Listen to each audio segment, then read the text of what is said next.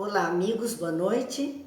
E mais uma semana vai chegando ao fim das nossas reflexões, nossos estudos, e aqui estamos nós, mais uma vez, uma quinta-feira, noite em que estudamos a obra Vidas Vazias, de Joana de Ângeles, através da psicografia de Divaldo Pereira Franco.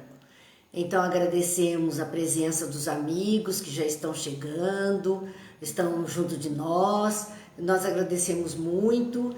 E antes de iniciarmos nossas reflexões, como sempre, vamos fazer nossa prece. Boa noite, Isabel, boa noite, Marcelo, boa noite, Célia, boa noite, Sebastiana e Cláudia. São muitos amigos, Dilza. É sempre um prazer nós começarmos a nossa noite junto desses amigos queridos. Vera, boa noite. Vamos à nossa prece e depois continuamos então as nossas reflexões de hoje a respeito da obra Vidas Vazias. Pai de bondade, que a sua luz e a sua paz nos envolva de tal sorte, Pai, que consigamos ver um pouco mais da nossa própria existência, do nosso caminhar, de forma tranquila, a fazer escolhas mais felizes para um resultado mais nobre do nosso existir.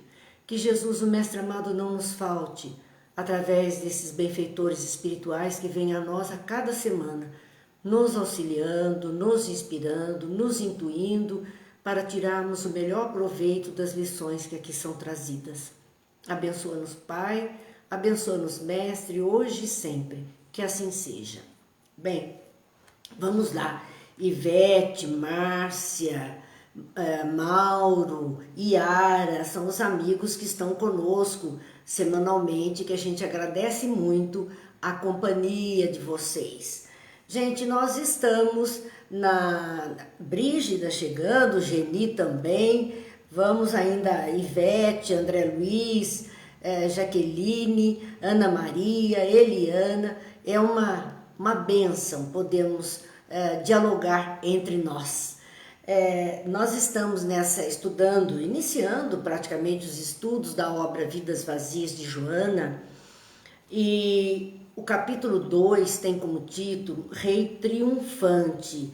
O capítulo 1 era o Vidas Vazias, onde ela analisava o mundo, a situação da nossa humanidade terrena e o resultado dessas situações todas no nosso íntimo de cada criatura.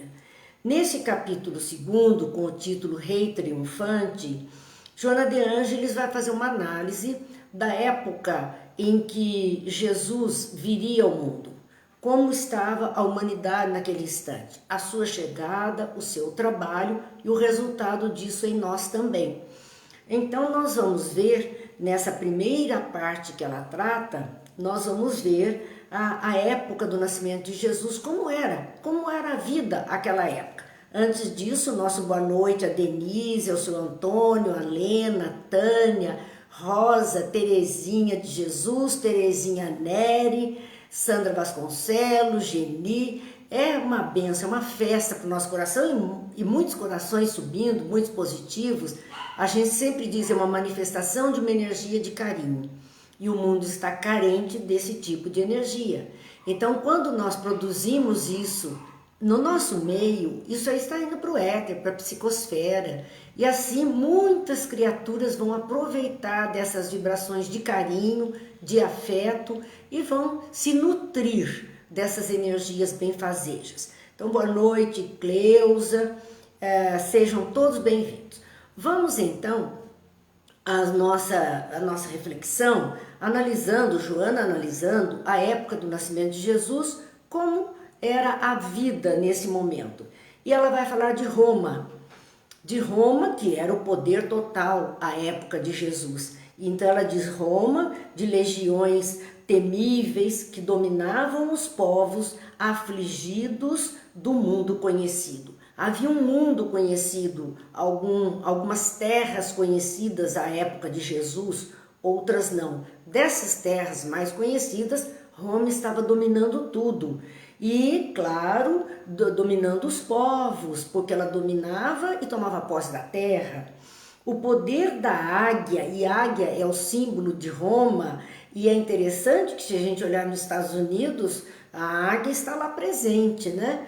É o símbolo do poder. Então, ela dizia, o poder da águia, que era o símbolo de Roma, estava em toda parte. Os estandartes, as casas, os prédios, as armas, tudo tinha o símbolo da águia, e o poder de Roma estava em todo lugar. Estava ali clichetado e em ação o poder de Roma. E o sofrimento do humano, à época, por conta disso, era uma consequência natural da sua grandeza. Por que isso? Existem os conquistadores e os conquistados. Os conquistadores detêm o poder, a força, o exército, a grandeza, e oprime o conquistado, que está lá cada vez mais na miserabilidade, na dificuldade, na dor, no sofrimento, na escravidão. Então, Roma ia chegando, fazendo o seu papel, e o resultado era um aumento do sofrimento humano nas terras conquistadas, e que era uma consequência natural da grandeza de Roma sobre os outros povos. Quando nós estamos falando aqui, Joana usa a expressão Roma, é o poder romano, né, que se exercia em todo lugar. À época, então, Júlio César, que era o imperador, que estava ali dominando tudo, substituir os deuses lares e tornar-se divino. O poder era tanto, que as pessoas, à época, elas tinham os deuses lares. Eram deuses domésticos, vamos dizer assim, deuses que cuidavam da fartura, da harmonia do lar, até da gestação de filhos, da possibilidade de escravos, cuidavam do rebanho que aquela casa possuía, dos bens, dos teres e haveres. Então, em cada casa havia lá um cômodo destinado a ser sagrado, onde os deuses lares, que representavam tudo isso, esse poder, essa proteção, eles recebiam ali oferendas das pessoas, daquela família, daquela casa. Então, havia esses deuses lares. Mas o Império Romano era tão forte que esses deuses lares foram caindo. As pessoas não mais cultuavam os seus deuses. Agora, César substituía tudo isso. Ele era tido como um ser divino, era Deus em pessoa, Deus encarnado. Né? Era essa a expressão para ele. E ele acaba sendo assassinado. Narra Joana de Ângeles, então, que ele acaba sendo assassinado. Ele sofreu uma punhalada. Ele foi assassinado por um punhal de Brutus. Quem era Brutus? O nome certo dele era Marco Júnior Bruto. Ele foi adotado por César. E ele acaba matando César. Ele foi adotado pelo tio, e o tio o colocou junto de César, o tio dele, Quintino Servilio Sépio Bruto, que era republicano, que era a favor da república. Ele adotou Brutus, e depois Brutus foi servir a César e passou a ser tratado como um filho de César. E acaba traindo. A mãe de Brutus era Servília Cepião, a amante de César. Por isso ele se aproxima muito do imperador. Por isso ele tem acesso fácil no império por todos os lados, porque a mãe era amante do imperador. Então Brutus assassina e conta, registra a história, pelo menos o livro do Joaquim Silva, que muitos de nós estudou história, está lá a frase que César teria dito no momento em que ele sofreu essa punhalada que tirou a vida física dele. Até tu, Brutus, meu filho. É isso que está narrado no livro de história. Quer dizer, ele considerava verdadeiramente Brutus como um filho. No entanto, ele era filho de Servília Cepião, que era sua amante. Ele era de família nobre. A família dele, do Marco Júnior, era uma família nobre. O tio dele, a mãe eram nobres, então eles pertenciam à nobreza. Brutus, mais os senadores infiéis a César, no apogeu de sua glória, arquitetam um plano de assassinato para tomar o poder. A gente vai vendo a história é fantástica, porque a história se repete. Esse comportamento humano, né, do poder, da ganância, das traições, elas, vez ou outra, estão se repetindo. Parece que esses mesmos espíritos estão voltando e, numa tentativa de serem melhores, acabam muitas vezes escorregando no mesmo crime do passado e voltam a fazer as mesmas coisas. Para ver como a nossa evolução, a nossa maturidade de espírito é muito lenta, é muito demorada. Para a gente adquirir um vício é fácil, para se libertar desse vício, desse desvio, é muito difícil. Fica quase que nós precisamos de um GPS a nos dizer, recalculando a rota, volte na primeira direita para retomar o caminho. Cada reencarnação nossa, verdadeiramente falando, é como se fosse esse recalculando a rota. Saímos da rota e precisamos voltar a ela. O GPS de Deus diz, reencarna para você recalcular a rota. Vai de novo, mergulha aí de novo para poder recalcular a rota. Então, a essa época, eles formaram o triunvirato. 60 anos antes de Cristo esses acontecimentos. E nesse triunvirato, que era formado por César, por Crasso e Pompeu, eles fazem um acordo informal, né? E esse triunvirato acaba entrando numa decadência. E é marcado pelo horror por toda parte. Aquelas mortes terríveis, aqueles castigos, aquelas prisões, aquela falta de piedade, era um traço dominante nessa época, 60 anos antes de Cristo. Olha em que mundinho que Jesus vai mergulhar. Quando a gente olha para o que estava acontecendo e dizer, meu Deus, e ele veio nessa ocasião, quando a coisa estava... o terror possível, a escuridão, a dificuldade na terra, a maldade imperando, foi nessa hora que ele veio. Por isso que ele dizia, os bons não precisam de remédio. Os sãos não precisam de médico. Porque já estavam atendidos. Mas é na hora da dificuldade que tem que se apresentar o remédio, o médico para socorrer. E foi isso que ele fez, ele se deu a nós nessa condição. A Cláudia, muita coragem de Jesus, é verdade, muita coragem mesmo, porque talvez de nós, se pedisse uma coisa assim, nós iríamos talvez dizer assim, ai, não sei, é melhor eu não ir, tá perigoso, e a gente já fracassaria logo de começo. Mas vamos lá, o nosso boa noite que eu ainda não disse para a Cláudia, Edmara, Ângela, Edith, Gil, Cazuco, olha quanta gente, Mara Cristina, Regiane, Cidinha, Beth, Marli, é muita gente, Cláudia chegando aqui conosco, e a gente diz muita gente, e nós vamos olhar assim, o número de companheiros que estão conosco, sempre nossos encontros tem uma média de 100 pessoas participando, e nós vemos muita gente. Mas aí você vai para algumas coisas postadas de brincadeira, de coisas mais vazias, você vê milhões de pessoas.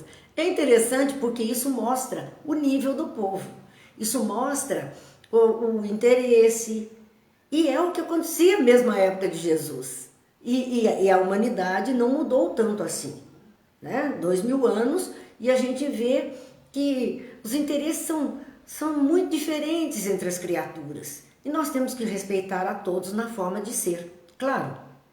Cada um escolhe exatamente aquilo que lhe apraz, ou aquilo que lhe preenche, que faz bem a ele. Então, nós vemos aqui a questão desse triunvirato, esse primeiro triunvirato marcado pelos horrores, por aqueles horrores que a gente observa em filmes muitas vezes, que a gente mal tem coragem de olhar. Vem o segundo triunvirato, 43 anos antes de Cristo. O primeiro estava lá em 60, 43 anos antes de Cristo, vem o segundo triunvirato, que marca a República. Marca a República Romana, formado por Marco Antônio, Otávio e Lépido, até 33 a.C. Praticamente foram 10 anos desse segundo triunvirato, onde se estabelece uma aliança política formal. Aí se organiza uma aliança política, mas se esvaiu após o suicídio de Marco Antônio. Para quem assistiu Cleópatra, vai conhecer Marco Antônio, vai ver que ele perde batalha e ele se suicida. Então, após o suicídio dele, que era um dos 3 que compunham este acordo político, enfraquece esse segundo triunvirato, e aí nós vamos ver que ele acaba dando lugar a outro tipo de governança. Então, Marco Antônio ele foi vencido por Cássio Lépido na Batalha de Filipos. Lembram-se carta de Paulo aos Filipenses? Pois é, a batalha foi lá. E então ele é vencido. E assim a supremacia de Otávio, que se torna governador de Roma. Otávio nomeou Augusto como o primeiro imperador, 27 anos antes de Cristo. Quer dizer, na época que Jesus chegou, olha, era 40 anos antes, 30 anos antes, 27 anos antes, nós estamos vendo que é um olho do furacão onde ele vai mergulhar. Porque aquelas pessoas, aqueles governos, aquela situação agressiva com o povo, o domínio, a escravidão, estava no auge. Era naquele momento atroz, narra Joana de Ângeles, um império esfacelado, mas que estava em lutas de reabilitação. Então agora, com Augusto, tentava se reabilitar, porque até aí foram conflitos atrás de conflitos, e gerando muitas dificuldades. Nesse novo regime, que é o Império Romano que surge aí mais organizado, começou a pairar uma onda de harmonia. Agora parece que a poeira estava assentando sob as ordens de um imperador, era um império se formando, as coisas parece que estavam mais controladas. Então começou uma espécie de harmonia, onde antes, palavras de Joana de Ângeles, os abutres da guerra devoravam os cadáveres dos povos vencidos. Então, olha o quadro que Joana de Ângeles descreve para nós. Eram povos inteiros vencidos, mortos em campos de batalha e largados a céu aberto. Era esse quadro terrível. Começa uma onda de harmonia, onde antes era esse estado de guerra, esse estado de mortandade que a gente via. Boa noite, Júlio César, boa noite, Lourdes, boa noite, Rosana, que está conosco, a gente fica feliz. Esse período, né, que começa a harmonia, menos guerra, menos mortandade, esse período é conhecido como Pax Romana. E até hoje, em algumas situações onde o tempo esquenta na política, muitos falam, vamos fazer a Pax Romana. É chegar num acordo onde vamos botar água na fervura nisso aqui. É uma expressão referente a esse período que foi de 27 anos antes de Cristo até 180 depois de Cristo. Gente, e é nesse período chamado de Pax Romana, ou seja, a paz romana, que a gente vê o martírio de Jesus, que a gente vê perseguição aos cristãos. Imagine o que era antes daquilo que eles estavam chamando de paz. O terror que era antes disso. Então, Joana narra desse período dizendo: uma psicosfera de paz espraiava-se pela paisagem humana, e filósofos, poetas, artistas e sábios preenchiam os imensos espaços com lições de altruísmo e beleza, porque antes essas pessoas não poderiam nem ter voz, nem surgir. Então havia uma liberdade maior nessa comunicação, que a gente vê filósofos, poetas, artistas, sábios ali preenchendo os espaços com lições de altruísmo e beleza. daí também até a liberdade para os pregadores da época, para as discussões em praça pública, os grandes discursos, tudo isso era possível nessa época. Mas surge então uma rebelião, sempre esmagado com impiedade, amainaram e o progresso passou a derramar bênçãos de alegria e de esperança. Quer dizer, tudo, aquela rebelião que existia, ela foi esmagada com impiedade. Levantavam alguma rebelião e era logo acabada a história. E assim o progresso começou a derramar bênçãos de alegria e de esperança. Não se permitia muita coisa. Continua Joana a nos dizer, nesse clima de relativo equilíbrio social, porque menos agressividade, mais condescendência, mais controle dos movimentos, eram povos muito aguerridos, mais controle de tudo isso, atingiu-se um relativo equilíbrio social, político, porque estabeleceu aquele império nesse período, e artístico. Foi nesse clima, já um pouco melhor, com essas possibilidades, nasceu Jesus, numa gruta modesta, no pequeno Belém de Judá. Então, quase que num momento de calmaria, do olho do furacão, quando deu uma acalmada, aí Jesus teve a oportunidade de chegar. Não deve ter sido fácil para os espíritos amigos e responsáveis por assessorarem Jesus na sua vinda, conseguir botar água nessa fervura toda, conseguir acalmar parcialmente aquele ambiente a fim de que ele pudesse chegar. Era gritante demais a maldade da época. Então houve esse período da Pax Romana, os romanos prevaleciam, mas eles não estavam querendo guerra, eles já tinham conseguido dominar, eles queriam apenas viver do domínio e explorar esse domínio. Com isso, Jesus teve lá uma brisa na situação para que Jesus pudesse chegar nessa pequena gruta em Belém de Judá. Então Joana narrava esse painel, ela pintou para nós o quadro da época da chegada de Jesus. E aí ela vai falar da situação à época. Ela primeiro fez um geral e agora ela está centralizando, já no nascimento de Jesus, a situação da região na época em que Jesus vem.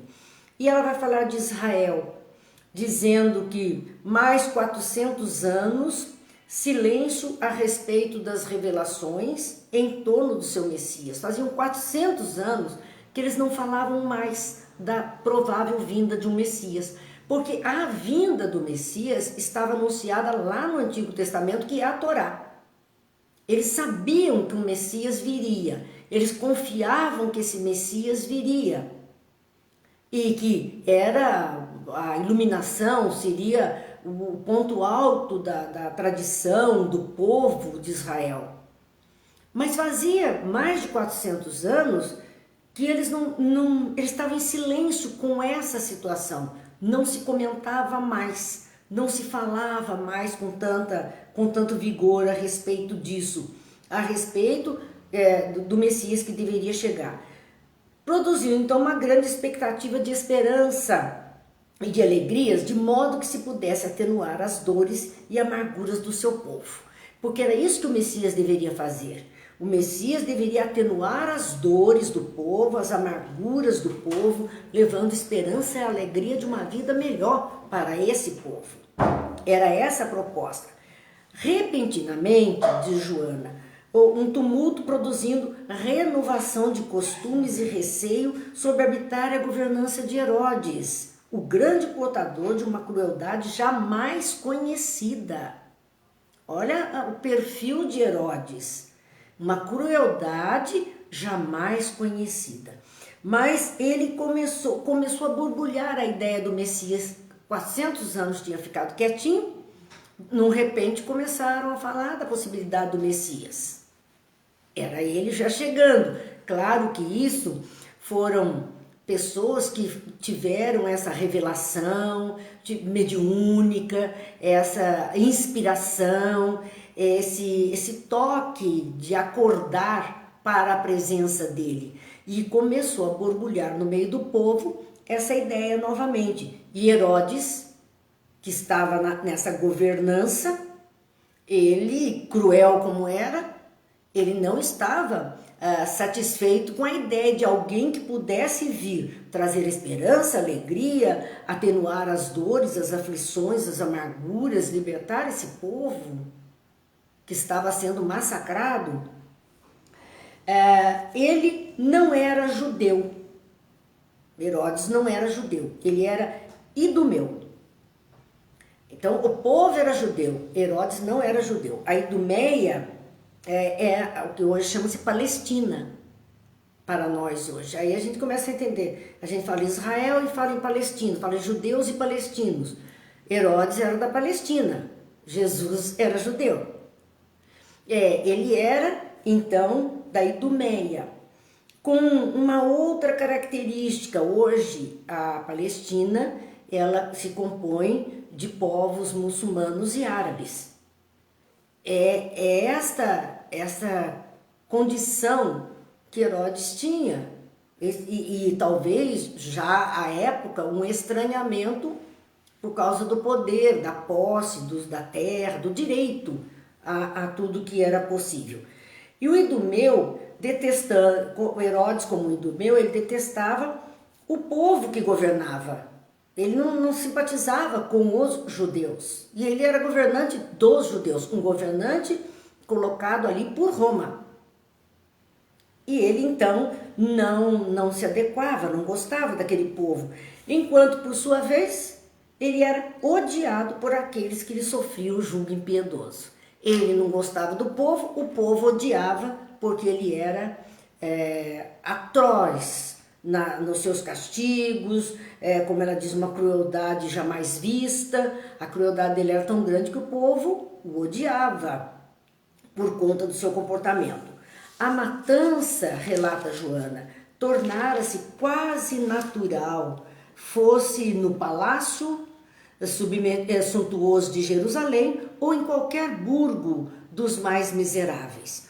Olha, para quem quer ter uma noção mais detalhada até deste momento, vale assistir Paulo, o apóstolo. Tem na Netflix, eu acho que tem no Prime, ou talvez já tenha até no YouTube, não sei, mas dá para a gente observar como eram os judeus tratados, como o que acontecia na cidade, no ambiente. Por isso que ela diz, a morte, os sacrifícios, a matança, ela acontecia nos palácios suntuosos. Nós sabemos das pessoas que foram queimadas vivas nos jardins dos palácios.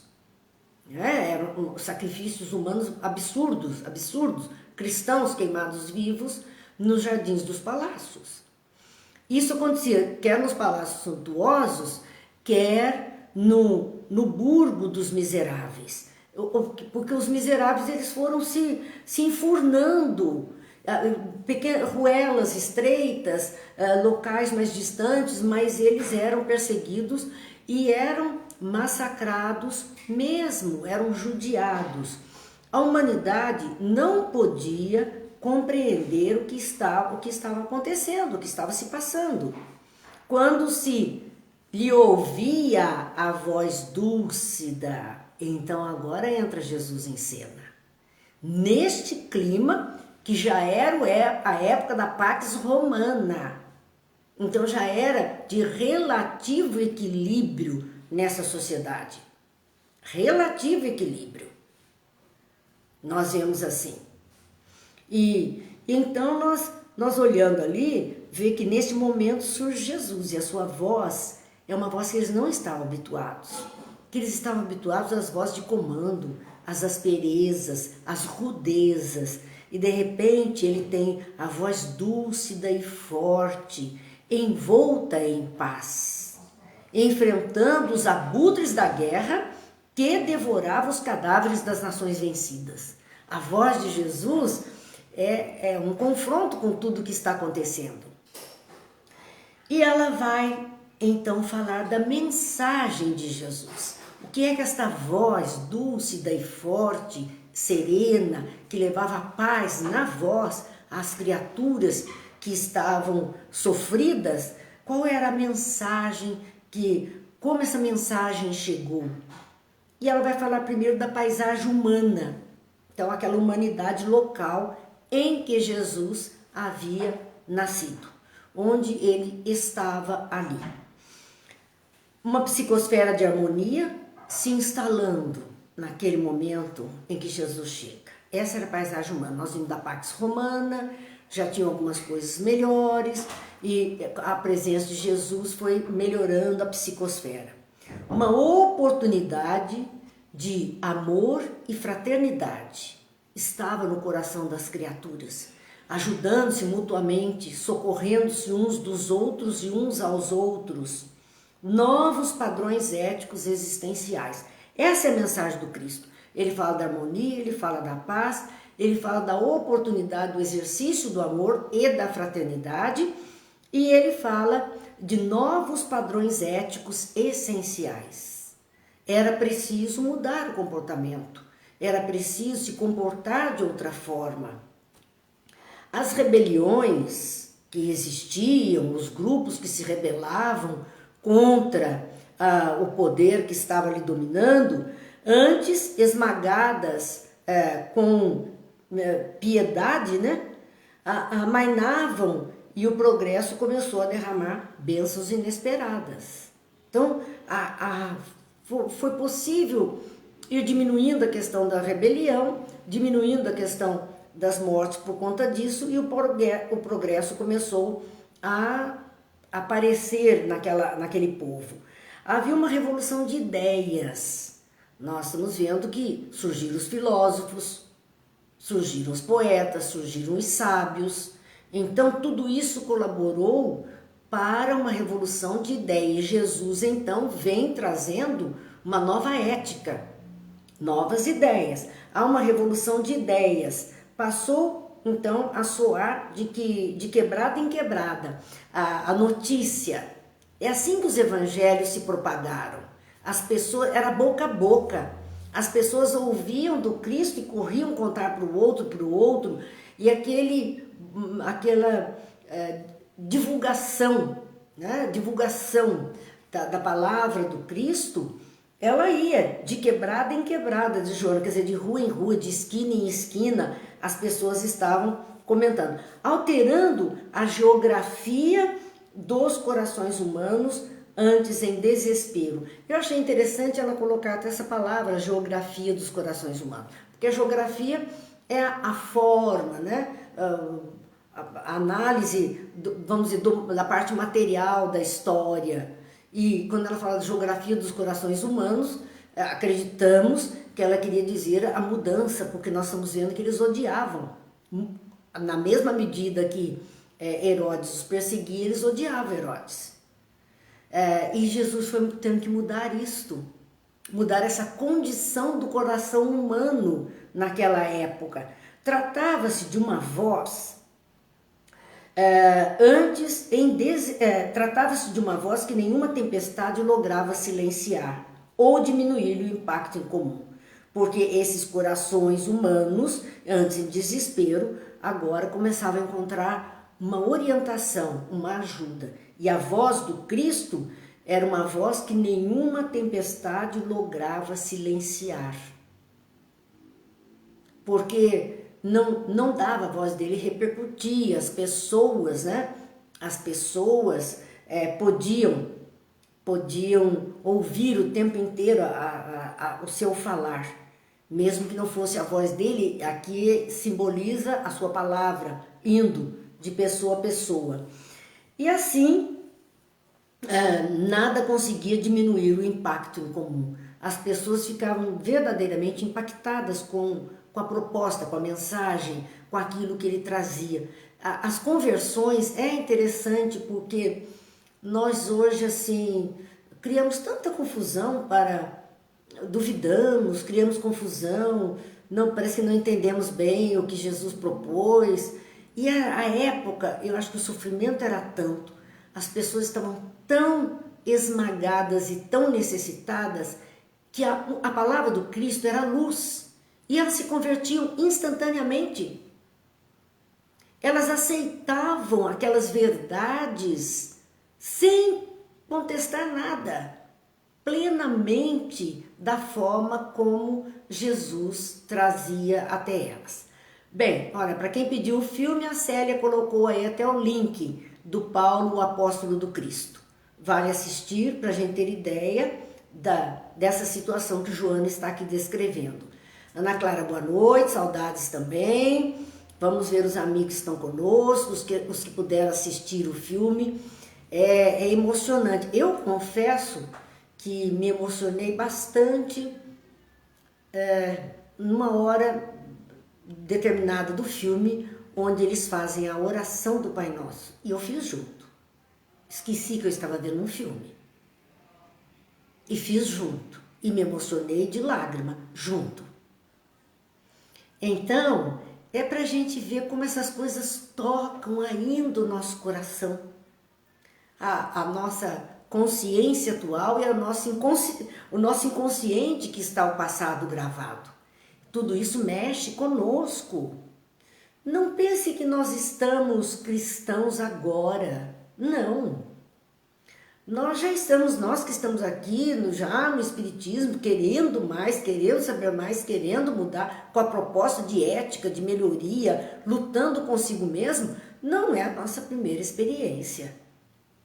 Muitas dessas coisas estão gravadas em nós.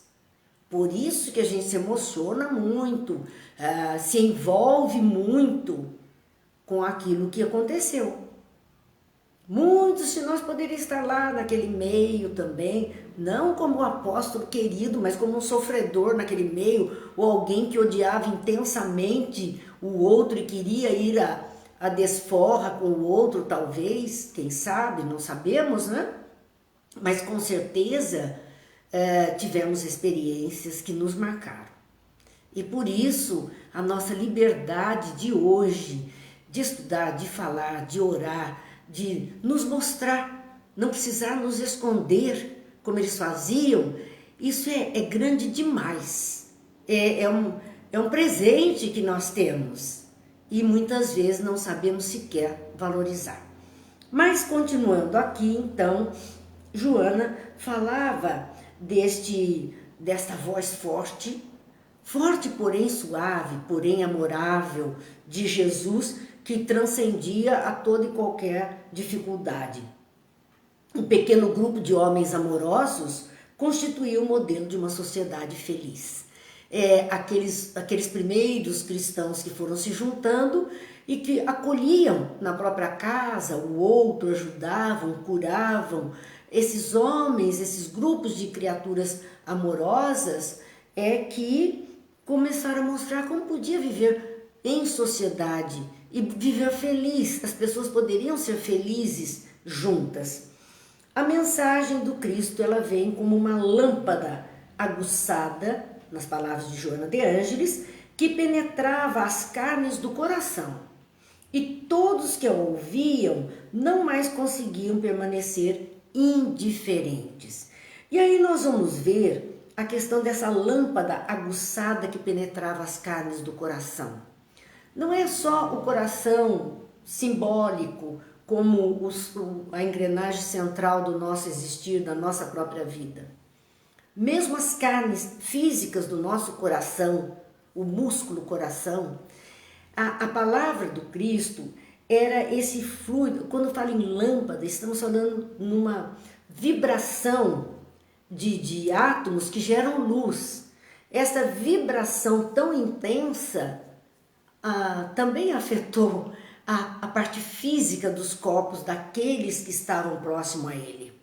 Muitos eram curados assim, iam lá, nem se aproximavam tanto e saíam curados, porque recebiam essa energia que através da sua palavra, além do conteúdo da palavra, vertia da sua energia sobre as criaturas. Clareava as mentes e auxiliava as pessoas então. E todos que a ouviam as suas palavras, não conseguiam permanecer indiferentes. Eu imagino, como eu disse a vocês, a experiência de estar no Monte das Oliveiras. Parece que a gente ainda ouve a voz do Cristo naquele local. E não tem como sair dali indiferente à força que aquele lugar tem até hoje. A egrégora que se formou naquele lugar. A energia que existe ali. Então, não tem como passar em branco por essa experiência. Imagine então, com Jesus presente, em carne e osso, em todo o vigor da sua juventude, um homem jovem, forte, esbelto, de voz firme, que chamava a atenção das pessoas e irradiava todo esse fluido de si mesmo para as criaturas. Imagina a intensidade disso, quem poderia ficar indiferente a essa situação? Assim, diz Joana, apesar de ser dirigida a mensagem aos abandonados do mundo, porque ele começa o grande sermão, que é o Sermão da Montanha, ele começa, bem-aventurados aflitos, bem-aventurados que choram, bem-aventurados que sofrem injustiça. Ele está falando desses abandonados do mundo, que ninguém olhava por essas criaturas. Então, apesar do tempo inteiro ele falar para fortalecer com a esperança, com a solução das dores, das aflições, os que choram, que serão consolados, suas lágrimas serão secadas, os que sofrem, padecem, deixarão de padecer. Todo esse discurso de Jesus era voltado aos abandonados do mundo, aquela sociedade que era excluída dos benefícios de um império romano ou de um governo de Herodes naquela região. Não era a nata, a sociedade, não eram nobres, então eram os miseráveis da época. E isto nós vemos aqui, apesar de dirigida a essas criaturas, alcançava patamares elevados, porque nós vamos ver que doutores da lei, que no sinédrio, alguns sacerdotes no templo, nós vamos ver que nobres, como a Joana, esposa de Cusa, que era um intendente, essas pessoas, muitas pessoas desse tipo foram tocadas, as suas palavras, elas se refletem. As palavras mostram muito disso. E contribuía para a instalação, então, da justiça e da solidariedade entre aqueles que se hostilizavam terrivelmente. Começou a acalmar as criaturas. No próprio filme Paulo, o apóstolo do Cristo, nós vamos ver um diálogo entre aquele que era o prefeito da prisão, era um cargo, né, o prefeito da prisão, e o próprio Paulo. Quer dizer, duas forças antagônicas, um representando Roma e o outro representando o Cristo. E nós vamos ver que os ensinos, as palavras são passadas, mexem com aquele homem de Roma. Mexem com aquele homem de Roma. E assim acontecia com as pessoas. E a ação de Jesus, então, qual é que Joana vai narrando para nós? Avançando das praias do lago de Genezaré, ou mar da Galileia, porque nós já dissemos que era essa uma curiosidade minha. Uma hora falava Lago de Genezaré, outra hora Mar da Galileia. Eu dizia, meu Deus, mar para mim tem água salgada, se perde o horizonte. Lago para mim é água doce, cercada de terra, né? Por maior que ele seja, é diferente. Mas não tem importância. Agora nós vamos ver a referência, por isso que Joana diz, avançando das praias do Lago de Genezaré ou Mar da Galileia, porque eram dois nomes para o mesmo local. Por causa da navegação, da pesca, o Lago de Genezaré verdadeiramente é muito grande. E em torno dele muitas vilas, muitas cidadezinhas foram se formando.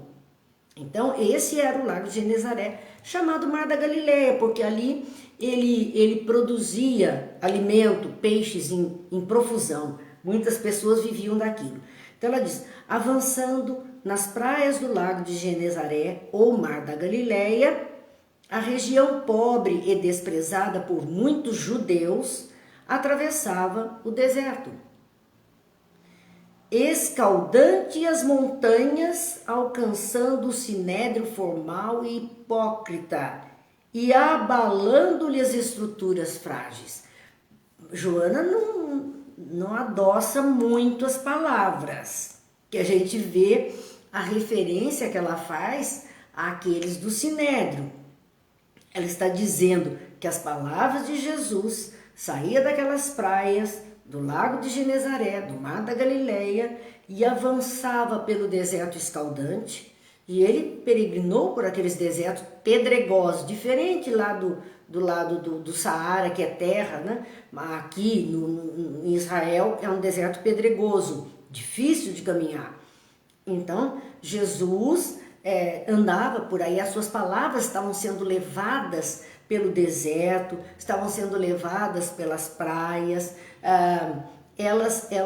pelas montanhas, e chegavam, porque Jerusalém é uma outra altitude. E então diz que eles chegavam, subiam as montanhas e alcançavam o Sinédrio, que estava lá em Jerusalém, onde a nata se encontrava. Mas a Joana descreve o Sinédrio formal, porque eles eram cheios dos ritos, dos comportamentos, selecionando pessoas, não era todo mundo que poderia frequentar aquele ambiente, então era uma coisa formal e hipócrita, fingido. Por isso que Jesus fala de homens lobos vestidos em peles de cordeiro, se comportavam de um jeito, aquelas pessoas do Sinédrio ali, diante de toda a formalidade, e por trás eram muitas falcatruas, muitos enganos, muita corrupção, muita maldade feita. Então, um Sinédrio formal se apresentava todo muito bem, hipócrita, porque eles não eram nada daquilo. Eram muito diferentes, e abalando-lhe as estruturas frágeis. As suas palavras começaram a entrar e mexer com esses homens também.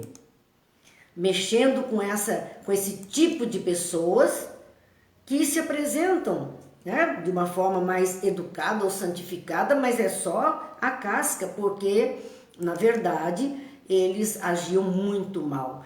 Mas assim começou a abalar, começou a mexer com eles. E aqueles que podiam, claro, porque nem todos que ali estavam tinham esse mesmo comportamento ou poderiam ser classificados dessa forma. Entre essa corja haviam homens bons. Então nós vamos ver que muitos começam a ouvir as palavras de Jesus. A Tância não mudou muito ainda hoje, hipocrisia, corrupção, mesma coisa, é a mesma coisa. Ainda existe, porque essa humanidade é heterogênea. Vejam que ela estava descrevendo um mundo conhecido de então. A nossa ala aqui nem era conhecida. O mundo conhecido de hoje tem muito do mundo conhecido de então. Quer dizer, o que pôde melhorar para um lado, aqui ainda está nesse processo todo de melhoria.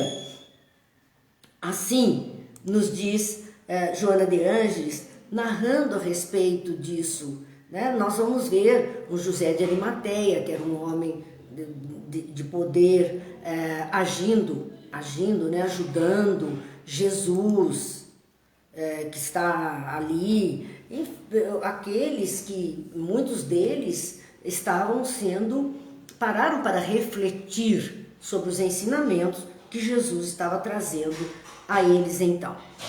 E continua ela a dizer, né?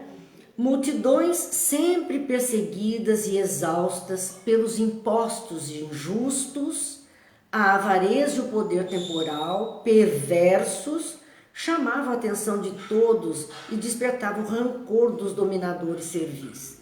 multidões sempre perseguidas e exaustas pelos impostos injustos, porque a taxação de imposto, eles não tinham de onde tirar para pagar aquilo que era cobrado. Claro, Roma tinha um preço. Lembram de Zaqueu? Pois é, ele era um cobrador de imposto. Então, ele tinha que cobrar os impostos e entregar para Roma, tinha que mandar o dinheiro. Mas Zaqueu fez um caixa 2 para ele. Ele acrescentava uma porcentagem a mais e dali ele ficou rico. Tanto que quando ele se encontra com Jesus, ele diz ali, ele disse, olha, eu devolvo duplicado, triplicado aquilo que eu tirei de alguém. Ele percebeu naquele encontro com Jesus, é que ele percebe o quanto ele errou. Porque até ali para ele era normal ter aquele comportamento, era assim que todo mundo fazia, ele também fez. Então, por conta disso, que ela diz dessas multidões perseguidas e exaltos pelos impostos injustos, porque eles levavam tudo da propriedade da pessoa. Ela não podia pagar, eles iam levar animais, iam levar as terras, iam botar na rua, é isso que faziam. A avareza e o poder temporal, perversos, chamava a atenção de todos. Avareza e poder temporal. O poder, sabe com quem você está falando? Pois é, eu mando. Eu posso, né? Então eu mando. E aí a gente observa, né? Ainda, infelizmente, acontecer, claro, em outra dimensão, o povo com mais condição de gritar, de reclamar, de exigir diferente, mas estava aqui, olha, e despertava o rancor dos dominadores. Claro, imagine vocês queriam que alguém mudasse essa situação. Eles estavam ganhando materialmente falando, estavam dominando as criaturas. Acha que eles iam querer que alguém mudasse esse quadro, essa situação? Claro que não. Ninguém ficava insensível à sua música incomparável. As pessoas estavam mudando por conta de Jesus. Nós acabamos de dizer de Zaqueu o tanto que ele mudou. Nós vemos um Paulo que era lá do Sinédrio, o quanto ele mudou quando encontrou Jesus. Então, as pessoas estavam mudando e isso estava causando, claro, descontentamento da parte dos poderosos que começavam a perder o poder. O Gil igualzinho hoje. Pois é, são experiências que nós estamos vivendo para fazer alguma coisa diferente, para aprender. Então, aqueles que conseguem ir entendendo a mensagem, por si só vão mudando. Agrada o outro? Não, na maioria das vezes não. Vestidos de peregrina luz, os seus vassalos multiplicavam-se aureolados de paz. Então, os seus vassalos, como ela diz, porque a época a expressão era essa, vassalos eram empregados, escravos, quer dizer, aqueles que se colocavam sob a ordem do seu senhor. Não que Jesus tivesse escravo, nem tivesse empregado, não era isso. Mas eram criaturas que estavam dispostas a servi-lo. Então essas criaturas se multiplicavam aureolados de paz. Sofriam, padeciam e dentro deles era a tranquilidade. Era a paz que estava ali estabelecida. Jamais alguém se apresentara com tanta autoridade que se exteriorizava sem a necessidade de armas. Jesus não precisou disso. As armas eles estavam acostumados, as guerras eles estavam acostumados. Jesus tinha uma autoridade sem precisar desse exército de armas, como era a legião romana, por exemplo, que se impunha pela força. Então ele não precisou disso. Ele se exteriorizava sem a necessidade de armas, de grandes defensores. Ele não precisou de pessoas irem fazer qualquer apologia a ele. Não, ele não precisava disso. Não precisava dos miserandos recursos terrestres que atemorizam as pessoas. Ele não precisou de dinheiros para poder fazer alguma coisa. não precisou de nada que era comum, que era o costume. Ele não precisou disso. Ele foi convencendo as criaturas na medida em que ele caminhava, andava, explicava, fazia, ajudava, curava. Era isso que ele tinha. Jesus, então, aparecia com os seus, de repente, em lugar estranho. Ele não avisava. Num repente ele surgia no mercado, ele surgia em Jerusalém, ele surgia lá em Nazaré, ele surgia em Tiberíades, com 2, 3 ou com todos os seus, mas ele surgia ali, ele chegava naquele lugar. E ao distender as suas mãos, alterava a existência daqueles que passavam a conhecê-lo. Ele chegava e era bem aquela estender as mãos, as 2 mãos, dizendo: te abençoo, que a paz esteja convosco. Eram as expressões de Jesus. E isto era o suficiente para mudar a existência das pessoas que o conheciam naquele instante. Era a sua presença, a sua voz, a sua energia mudava, despertava as criaturas. Ninguém que o encontrasse ficava insensível ao seu magnetismo. Isso era nato dele. Porque, às vezes, as pessoas, na questão do magnetismo, não percebem que o magnetismo é energia que emana, energia, movimento da eletricidade da criatura que se transforma em magnetismo. Então, tem pessoas que têm um grande magnetismo e outras não. Essa energia, essa força diferente é que ele tinha. Então, ele era o seu magnetismo, ninguém ficava insensível porque era tocado por esta onda de uma força vigorosa que era a que ele oferecia. Amavam-no ou odiavam-no de imediato. Eu achei isso formidável de Joana. Ame-o ou deixe-o, não é assim? Era isso que acontecia com Jesus.